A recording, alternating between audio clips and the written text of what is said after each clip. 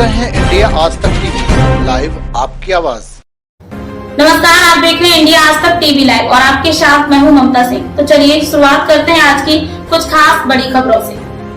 झांसी में आज समाजवादी पार्टी के राष्ट्रीय अध्यक्ष श्री अखिलेश यादव जी के द्वारा लेमन ट्री होटल में प्रेस वार्ता हुई। इस प्रेस वार्ता में उन्होंने बताया कि महिलाओं के साथ दुर्व्यवहार हो रहा है, साथ ही आए दिन पेट्रोल डीजल की कीमत आसमान छू रही है। आइए सुनते हैं कि श्री अखिलेश यादव जी की जुबानी इस मौके पर समाजवादी पार्टी के पूर्व सभासद डॉक्टर चंद्रपाल सिंह यादव और पूर्व विधायक दीप नारायण सिंह यादव आदि समाजवादी पार्टी के वरिष्ठ नेता इस मौके पर उपस्थित रहे। इंडिया आज तक टीवी लाइव के लिए प्रतीक सैमसन की रिपोर्ट। मैं कल पीड़िता के परिवार से मिलने के लिए आया था और मुझे उसकी मां से मिलने का मौका मिला। ललितपुर की घटना ने पूरे हम लोगों को शर्मिंदा कर दिया और जिस पुलिस पर हम लोगों को भरोसा है कि तकलीफ और परेशानी में हमारी मदद करेगी, रक्षा करेगी, रक्षा करने वाली पुलिस, हमारे सम्मान को बचाने वाली पुलिस अगर वही ऐसा काम करने लगे, वही भक्षक बन जाए, तो सोचिए हम किस दिशा में जा रहे हैं। पकड़ा गया, जेल भेज दिया गया। जितने भी दोषी लोग हैं उनके खिलाफ कड़ी से कड़ी कानूनी कार्रवाई हो। और ये सरकार दावा करती थी कि टर्मिनेट करेंगे, तो कब सरकार ऐसे अधिकारियों को टर्मिनेट करेगी? अभी एक घटना खत्म नहीं हुई है, दूसरी घटना भी वहां सुनने को मिल रही है कि किस तरीके का व्यवहार एक महिला के साथ वहां के पुलिस के कुछ लोगों ने किया। समाजवादी पार्टी ने हमेशा इस बात को कहा और आंकड़ों को सामने रख करके कहा। आज भी अगर हम आंकड़े देखें देश के, उत्तर प्रदेश की कानून व्यवस्था सबसे खराब है। देश में सबसे ज्यादा कस्टोडियल डेथ अगर कहीं हो रही है तो उत्तर प्रदेश में। सबसे ज्यादा नेशनल ह्यूमन राइट कमीशन से अगर नोटिस कहीं मिल रहे हैं तो उत्तर प्रदेश को। महिला आयोग ने अगर कहीं सबसे ज्यादा नोटिस भेजे हैं तो उत्तर प्रदेश। और पुलिस की कहानी देखिए आप, ये तो दबाव बन गया, समाजवादी लोग निकल पड़े जिसके कारण उन्हें पुलिस के खिलाफ कार्रवाई करनी पड़ी। और पुलिस का सोचिए, ये पहला काम नहीं है। आपको याद होगा कि गोरखपुर में एक व्यापारी जो कारोबार के लिए गया था, उसको मार मार करके पुलिस ने उसकी जान ले ली। उस परिवार से भी हम लोग मिले थे।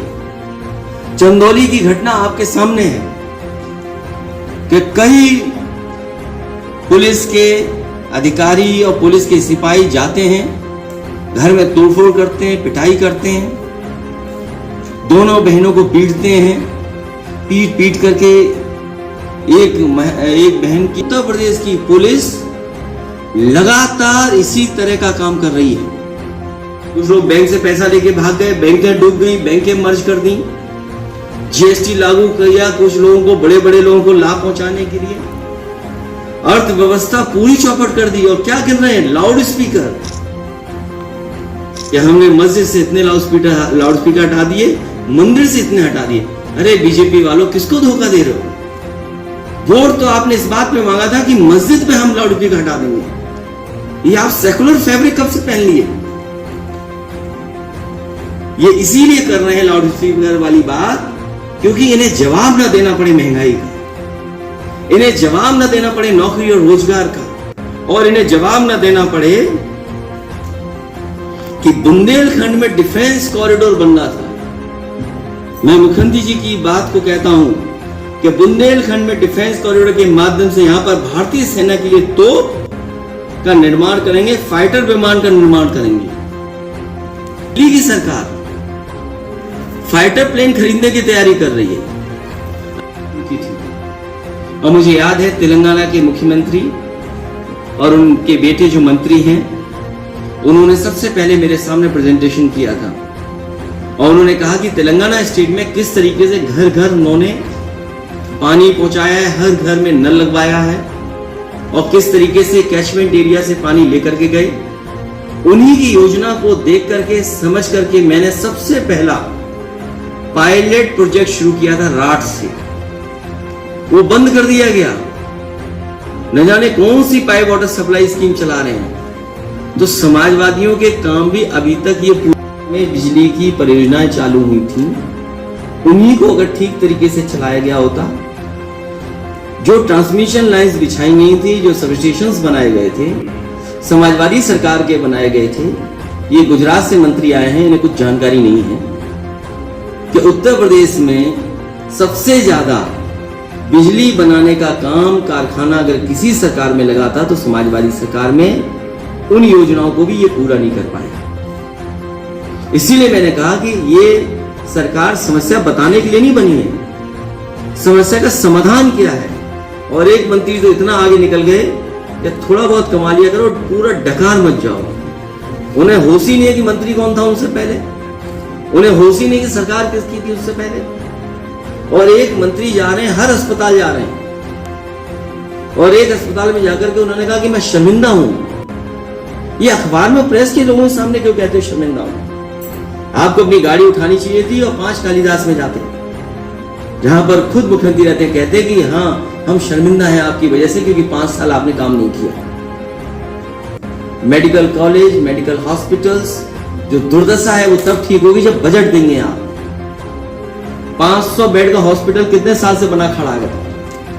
पैरामेडिकल कब से बना, कैसे खड़ा है? एम्बुलेंस की हालत खराब हो गई। क्या बिना बजट की ये चीजें ठीक हो सकती हैं? किसी अस्पताल में गरीब को दवाई नहीं मिल रही। अगर गरीब को दवाई मिल रही होती तो अस्पताल के बाहर जो दवाइयों की दुकान है वो फल फूल नहीं होती।